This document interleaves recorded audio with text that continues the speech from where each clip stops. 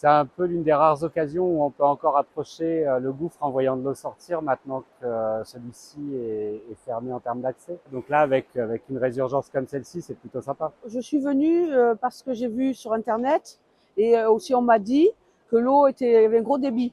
Et comme j'adore l'eau mouvementée, tout ça, je suis venue avec une amie spécifiquement. Elle ne connaît pas, elle est de Lorraine. Donc je suis venue spécifiquement avec elle pour lui montrer le lieu. Il y a tellement plu qu'il paraît-il que le débit était assez puissant. Donc on est venu vérifier si c'était bien vrai. Effectivement, c'est vrai. On en a plein les yeux en fait, c'est vraiment c'est énorme. Puis il y a un calme, il y a un son qui vous enivre, c'est vraiment bien. On a déjà vu ce genre de phénomène dans les années 90, mais c'est quand même exceptionnel cette année. Ça fait des années qu'elle n'a pas monté comme ça.